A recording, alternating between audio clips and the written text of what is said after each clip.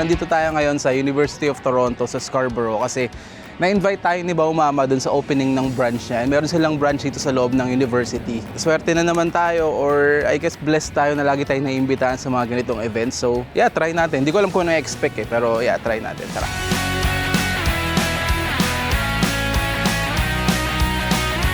Nandito kami ngayon sa may student center ng university. Actually, hindi ko makita kung nasan yung Bao Mama. Ang laki pala nitong university na to. And medyo late na kami. Sana may abutan pa kami. Yeah, tara.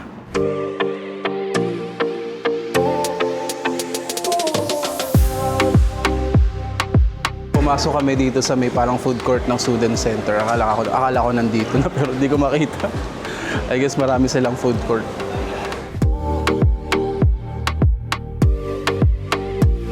Kagabi pala, nag-send sila ng updated na itinerary na mangyayari today. Nakalagay doon, specifically kung saan nakalagay yung Bao Mama.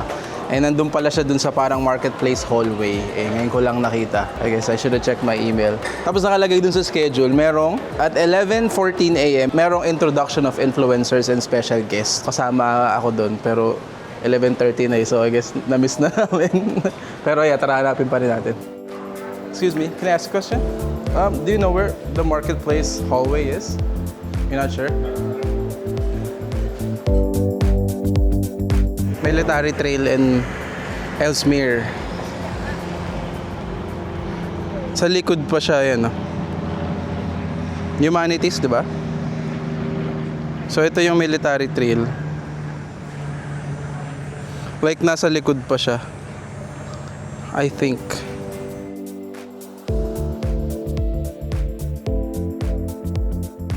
$11:45 na. Hindi talaga namin makita. Pero finally, nakita na namin yung Humanities Wing and yung parang market hall place nila. Nakita namin yung sign ng Bao Mama. So, sobrang late na kami. Hindi ko lang kami abutan pa kami. Sana bigyan pa ako ng free food. Tara.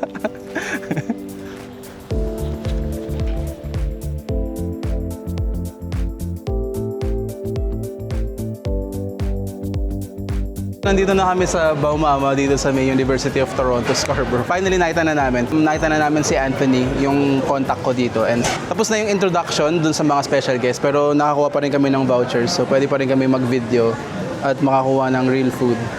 And yeah, tingnan natin kung ano ma-order natin.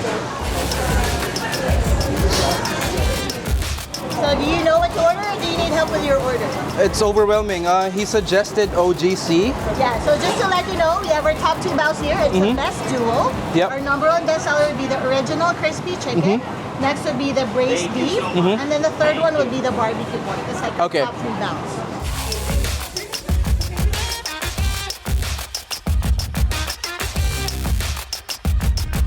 Isa na lang yung mango sago. I guess meant to be. Ito lang gusto ko eh. Although curious ako dun sa kulay pink, which is lychee mango.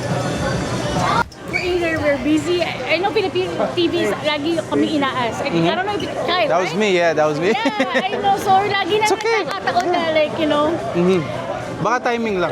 timing.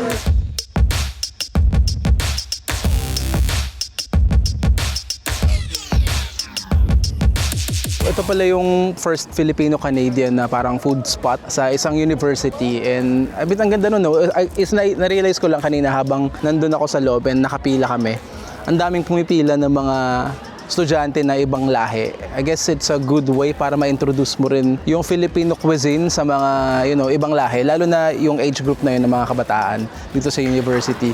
And although hindi siya traditional na Filipino cuisine, pero meron siyang fusion ng Filipino Filipino flavors kumbaga, combined dun sa mga baos and mga pagkain nila. I guess good exposure pa rin para sa Filipino culture, di ba? Ito na yung order namin. And actually, pinatry sa amin almost lahat ng bestsellers nila eh. So meron kami ditong triple pack ng Bao. Triple pack, ito yung parang tatlo na bestseller nila, which is meron ditong OGC, which is yung original crispy chicken. And then merong Pinoy Boy, which is yung barbecue pork. And then the Triple B, which is yung braised beef brisket asado. And then ito naman is yung best duo. So meron siyang OGC and then yung braised beef. na asado. And then meron kaming dalawang sinigang fries. Sinigang fries, very Filipino. Pag inisip mo, parang sobrang daling konsepto nung sinigang fries. Pero ang laking bagay niya para sa Filipino culture, isipin mo merong sariling flavor yung pagka-Filipino ng French fries na alam naman natin, isa sa mga comfort food na halos lahat yata ng tao kumakain di ba? At sobrang accessible. Yun, good representation para sa akin. Meron kami dito ang sagot gulaman and mango sago na ito, isa na lang to, pinaglaban ko pa talaga to para makuha. And then meron binigay sa akin si Chef Nina, ito. Hindi ko alam kung ano to pero tignan ko nga muna. Goodies. Tumbler. Bao Mama tumbler. Tsaka merong hat. Bao Mama hat.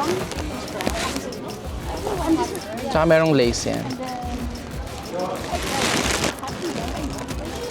Thank you, Chef Nina. Thank you, Bao Mama. Kahit na-late ako, na-miss out ko yung buong program. The famous OGC. Bestseller daw nila to eh. Original crispy chicken, I think. Ayan ito.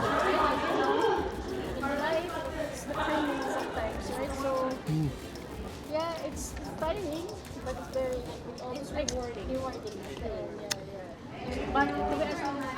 Sarap. Ang sarap ng bao.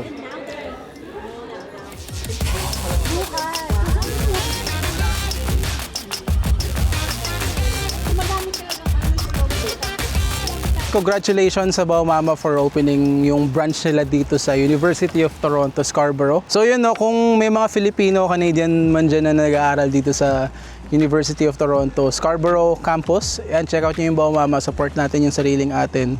I mean, it's a good representation, di ba? Para ma-introduce natin yung Filipino cuisine sa ibang mga lahi, lalo na ang dami mga estudyante. Kanina nakikita ko, nakakatuwa, may mga ibang lahi na pumipila.